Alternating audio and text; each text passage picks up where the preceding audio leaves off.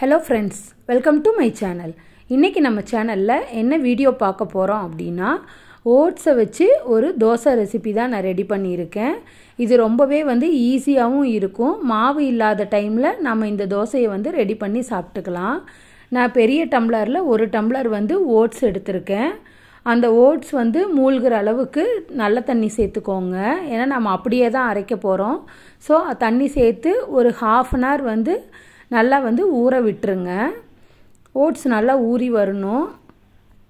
மாவு இல்லை திடீர்னு மாவு தீந்துருச்சு அப்படின்னா கோதுமை தோசை இல்லை வேறு ஏதாவது தான் நம்ம செஞ்சு சாப்பிடுவோம். அது சாப்பிட்றதுக்கு போர் அடிக்குது அப்படிங்கும்போது இந்த மாதிரி ஓட்ஸ் தோசை ரெடி பண்ணி சாப்பிட்டுக்கலாம். இப்போ பாருங்கள் ஓட்ஸ் நல்லாவே ஊறிடுச்சு. இப்போ அது ஒரு மிக்ஸி ஜாரில் மாற்றிக்கோங்க.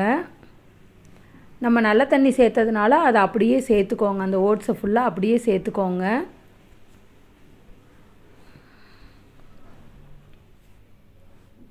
இப்போ எல்லா ஓட்ஸையும் சேர்த்தாச்சு. இது கூட பார்த்திங்கன்னா காரத்துக்கு நான் 3 பச்சை மிளகாய் சேர்த்துறேன். உங்களுக்கு காரத்துக்கு எவ்வளோ வேணுமோ அது மாதிரி சேர்த்துக்கோங்க. ஒரு சின்ன பீஸ் இஞ்சி நல்லா பொடி பொடியாக கட் பண்ணி சேர்த்துருக்கேன். கூடவே ஒரு பெரிய வெங்காயத்தை கட் பண்ணி வச்சுருக்கேன், அதையும் சேர்த்துக்கோங்க. இதுக்கு தேவையான அளவு உப்பு சேர்த்துக்கோங்க. கொஞ்சமாக மஞ்சள் தூள் சேர்த்துக்கோங்க. 1 ஸ்பூன் ஜீரகம் சேர்த்துருக்கேன். அவ்வளோதாங்க. இதை எல்லாமே சேர்த்து இப்போ மூடி வச்சு நல்லா நைஸாக அரைச்சிட்டு வந்துடலாம். இப்போ நல்லா நைஸாக அரைச்சாச்சு. நம்ம தண்ணி எதுவும் சேர்த்தவே வேணாம். அந்த ஓட்ஸில் இருக்கிற தண்ணியே போதும். அதனால் தண்ணி எதுவும் சேர்த்தவே வேணாம். இப்போ பாருங்கள் நல்லா அரைச்சாச்சு. இந்த மாவை ஒரு பவுலுக்கு ட்ரான்ஸ்ஃபர் பண்ணிக்கோங்க. பண்ணிவிட்டு நல்லா கலக்கி விட்டுக்கோங்க. பாருங்கள் இந்த பதத்தில் இருந்ததுன்னா போதும்.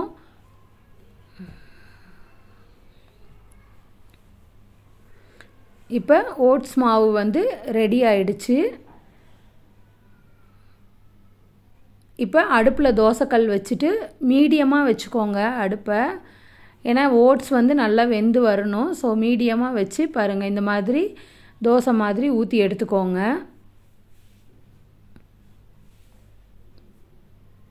இதுலேயே ஜீரகம் பச்சை மிளகாய் எல்லாமே காரத்துக்கு சேர்த்துருக்கிறதுனால தொட்டுக்கிறதுக்கே எதுவும் வேணும்னு இல்லை.